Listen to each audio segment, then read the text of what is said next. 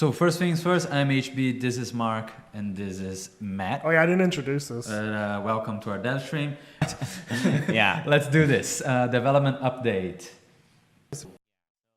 Foxhole Trench Warfare, our big update of the year. Let's get into how all this stuff works. How does the modular base building system work? These networks are made out of segments that you can snap together, and then you can build things on these segments. You can upgrade these segments to eventually you can turn them into like a super fortress. We wanted you to be able to do things like, okay, we want to add a door to like a bunker. We want to add like a firing port so you can like shoot out, or, you know, like that sort of thing. And really with this system in the future, like the sky's the limit. We can add like so many modifications. Yeah. And really I'd imagine in a few months from now, like it's just going to be, You can make so many much options, cool right? stuff. I'm so excited. They're going to provide you with full cover, and they're also going to block the passage of the enemy, and they're also going to be very useful in connecting multiple bunkers together. And there is more to this that we're going to get to next time, but there is going to be a critical importance for why these trenches are necessary, right? The bunkers are basically player-built underground bases. This is where they can be upgraded with a number of like AI defenses, utility structures, fobs.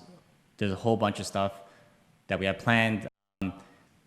There's going to be 3 tiers to upgrade. And you know what? I think the best way, Matt, is if we just show people how this stuff works. Man, this is so cool. Yeah, and that's really, you know, this is just at the beginning. There's a lot more cool things that we want to talk about next time. Sort of some of the teasers on what's going to be coming. DevStream, yeah. On what's going to be coming next time. So don't forget to show up for the next one as well. Same bat time. Yeah. Same bat trend. And now let's move on to deployable weapons. One player has to carry a tripod. One player has to carry the actual weapon, and you really need like both parts if you want to deploy these weapons. So basically, it's a new class of weapons that can be deployed and mounted by any player. First part of it is a tripod. Basically, you can place a tripod on sandbags. You can place them on the ledges of a trench. Obviously, one of the reasons why I want to do this is because of the trench system. You can also place them on the ground. You can place on the ground as well. We wanted to see players like shooting these heavier weapons from the safety point of a trench, right? Yeah.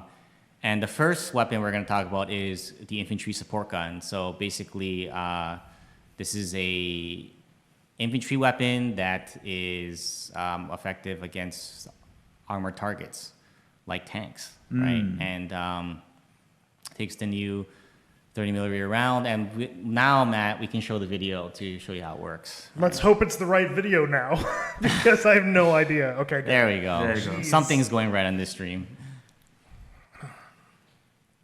Cool. Yeah, so you can see here how it works.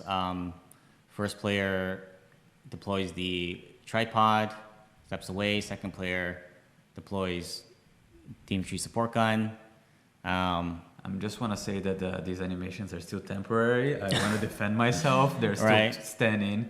And then if you're killed, or if you run away like a coward, like I did here, then the second player can mount that gun, and they can take over. And we also want these to be placeable on the firing ports on the inside of the bunkers too. Yep. So this stuff was made to go hand in hand with all the trench stuff that we've been working on. Nice.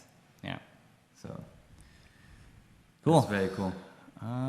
Let's see. Yeah. So that's it for now. And this is the first part. Obviously, you guys are gonna have a lot of questions. And there's going to be a lot more that's going to be coming in the winter update. If you recall our summer update, the first stream, we just sort of like talked about a few things. And then the second stream is when we sort of like revealed most of the content. So it's the same sort of thing this time. Because things are not everything's ready yet, we just want to give you guys a first look, but expect a lot more to come on the next stream. Yeah. Right? So, having said that, Matt, do you want to? Yeah, so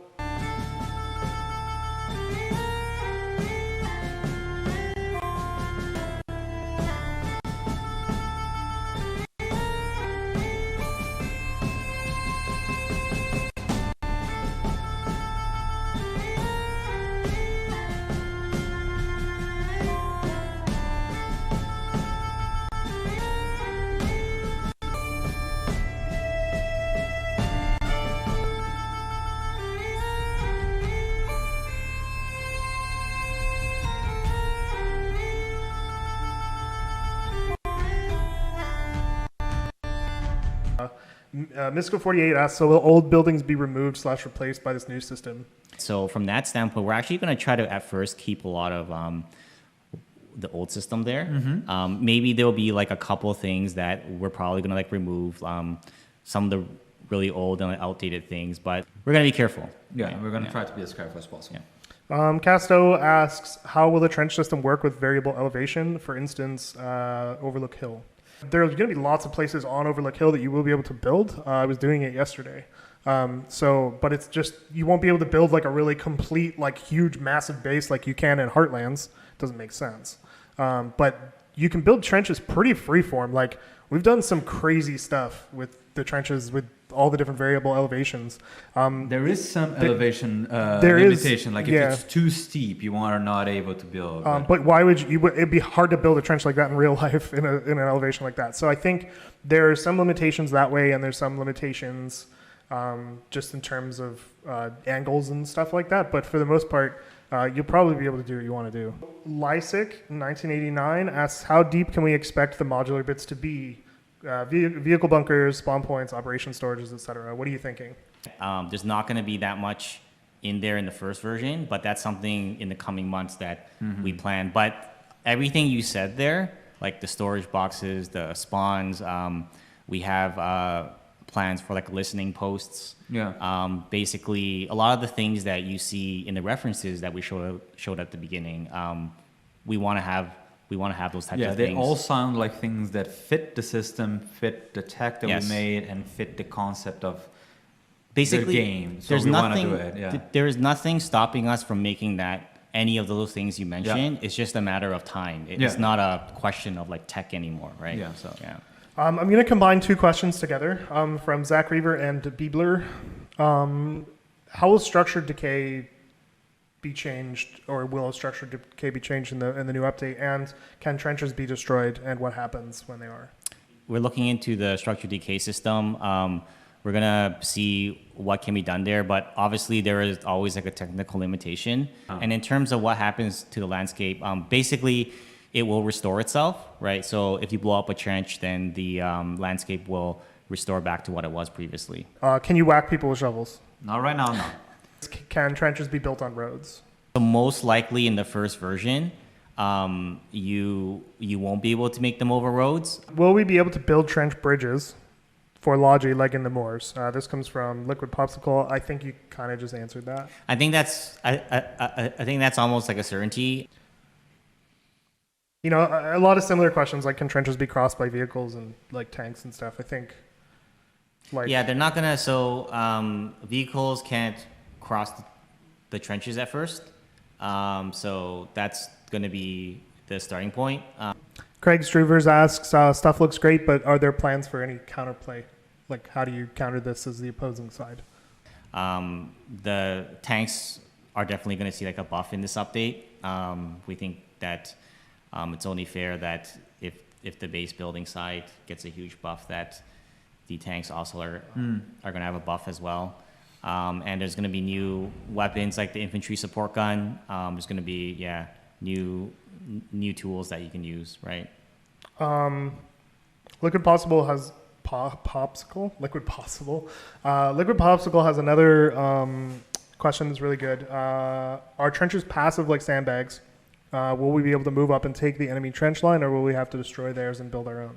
There's nothing about the actual trench as of now, right, that makes it for your side, right? But what you can do is if you place these modifications on one side of the trench, then it makes it so it's hard for the enemy to pass, whereas you have access to your trench. But if you do enter the trench, then the trench is yours technically. Like there's no. Yeah, well, you also have to, yes. Kissland TV asks, is the Battle of Red River part of the Foxhole lore? Yes, it is officially canon Foxhole lore. I don't know what else to really say about that. Yeah. Ironfire187 is going to ask the last question. Can you dig out trenches from the inside, or do you have to get out to expand them? Yes, you can. You can dig them out from the inside.